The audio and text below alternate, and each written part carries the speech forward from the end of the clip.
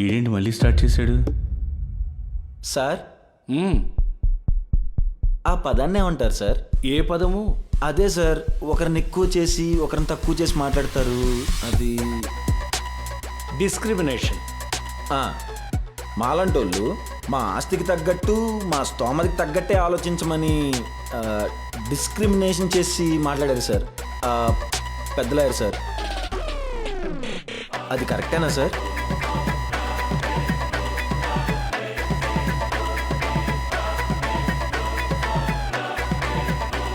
మీరు అలా డిస్క్రిమినేట్ చేసి మాట్లాడుండకూడదు. అపాలజీ చెప్పండి.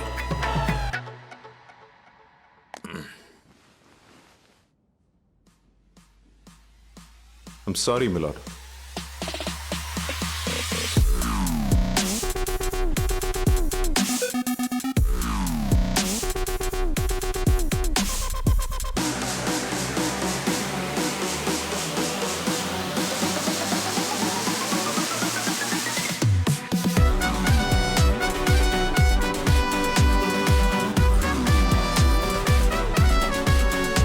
పర్లేదు sir, thank you sir.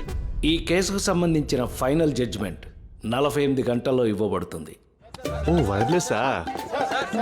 Okay okay, cool cool cool. ఆ వైస్ సార్ మీరు అడగండి.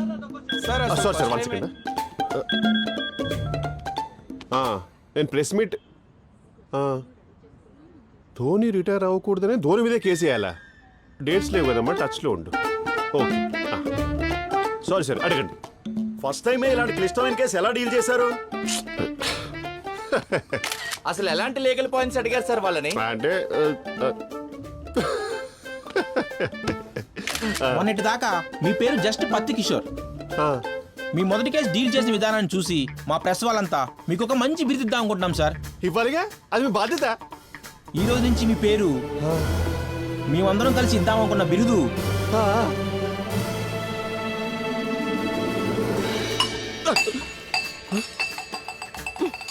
ఇలాంటి కేసు ఎవడైనా తీసుకుంటాడా? అందుకే నువ్వు జస్ట్ పెళ్ళామయ్యో, నేను మొగుడినయ్యే. ఈ కేసు వల్ల నాకు ఒక అల్లర్ నరేష్, ఒక బొమ్మరిలు భాస్కర్, ఒక దిల్ రాజుల గొప్ప పేరు వస్తుంది. And by the way Vennela Kishore also. Sorry చెప్పండి చెప్పండి. కండోమ్ కిషోర్.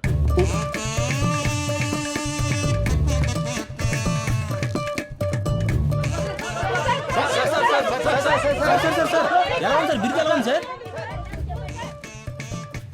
తమరి పిరుదులా ఉంది. ప్లీజ్ సార్, కండోమ్ కిషోర్ గారు. ఎవడు కన్నం కిషోర్? పిల్లల్ని చదివించడానికి కోటి రూపాయలు ఎందుకు ఖర్చు అవుతున్నాయి అని రాష్ట్ర వ్యాప్తంగా ప్రజలు ధర్నాకి దిగారు. ఆల్రెడీ పిల్లలున్న తల్లిదండ్రులు అందరూ స్కూళ్ల మీదకి, కాలేజీల మీదకి ధర్నాకి దిగి ఫీజులు తగ్గించమని అడుగుతున్నారు. పిల్లలు పుట్టబోతున్న తల్లిదండ్రులంతా హాస్పిటల్ మీదకు వెళ్లి వాళ్ళని నిలదీస్తున్నారు. ప్రసాద్ చెప్పింది కరెక్ట్. మా రోజుల్లో డిగ్రీ వరకు చదివితే 10,000 కూడా అయ్యేది కాదు. ఈవెన్ ఇంజనీరింగ్ పేమెంట్ సీట్ అయినా 4 ఏళ్ళకి 2 లక్షలే. ఎట్టుపోతున్నాం మనం? మీకు ముందే చెప్పాను కదా, అతను కేసు వేసింది ఆ కంపెనీ మీద కాదు, సిస్టమ్ మీద. బిల్ కట్టేది వస్తా. రూమ్ నెంబర్ 20 ఉన్నాయి కదా, క్రెడిట్ కార్డ్ వద్దా? నువ్వు కంగారు పడకు, వచ్చేస్తున్నా. సార్ డిస్కౌంట్ ఏమైనా ఇస్తారా? అలాంటివేం లేవు సార్. సార్ మీతో కొంచెం మాట్లాడాలి. ఎవరనుకుని ఎవరితో మాట్లాడుతున్నారండి? నేను చెప్పేది వినండి సార్ ఒక్కసారి. సార్ ఒకసారి మీతో మాట్లాడాలి సార్. ఉండవా బాబు, నేను అసలు బిల్ కట్టే ఆడవాళ్ళు. సార్ ప్లీజ్ సార్, ఒక్క నిమిషం సార్, ఒక్క నిమిషం వినండి sir. Please sir please. Sir ఏంటండి బాబు నన్ను తగులుకున్నారు? సార్ నేను చెప్పేది వినండి. ఏంటి సార్, నేను ఎంజాయ్ కంపెనీ నుంచి వచ్చాను. మీరు కేసు గెలిచారు సార్. ఇదిగోండి సార్, ₹1,00,00,000 చెక్. థ్యాంక్స్ అండి. సారీ. ప్రసాద్ గారు, మీకు బాబు పుట్టాడండి. కంగ్రాట్స్.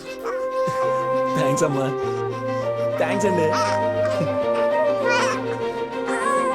రే, మా నాన్నని నేను తిట్టుకున్నట్టు నీకు నన్ను తిట్టే ఛాన్స్ ఇవ్వను. నీ లైఫ్ సెటిల్ చేశాను రా. నువ్వు పుట్టుకతోనే కోటీశ్వరుడు. సార్,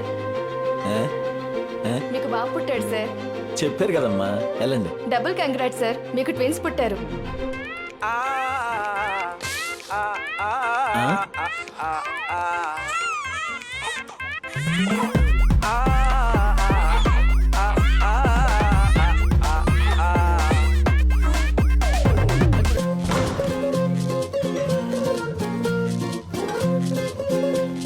ఏంటి మనకి ట్విన్స్ అంట?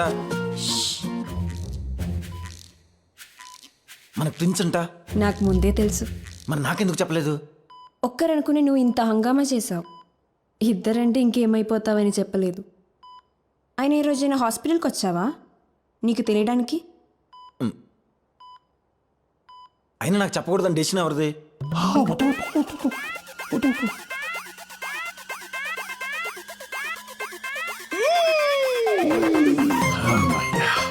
చిచ్చి, నీ జీవితంలో ఒక్కడు కూడా నాకు పనికొచ్చే డెసిషన్ తీసుకోవా? అసలు ఈ డెసిషన్లు ఎలా ఉంటాయి తెలుసా? తలదించుకో, ఇది చూడు. నీ చెత్త డెసిషన్లు నువ్వును.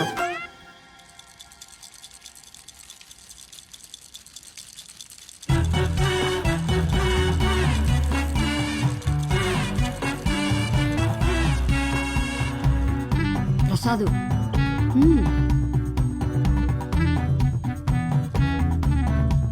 ఏం మొక్కున్నావే? అది కాదురా ప్రసాదు, ఇద్దరూ మగపిల్లలే. ఒక ఆడపిల్ల ఇంట్లో ఉంటే కళగా ఉంటుందిరా. ఎంచక్కా పట్టీలు, పిలకలు, బొట్లు, సరస్వతి ఉంటుంది నాయనా. నేనా కొట్టకూడదు? నీకా సిగ్గులేదు? మొన్నటిదాకా పిల్లలు అన్నావు, ఇద్దరు పుట్టారు. ఇప్పుడు మళ్ళీ ఆడపిల్ల కావాలని అది సిగ్గులేదన్న.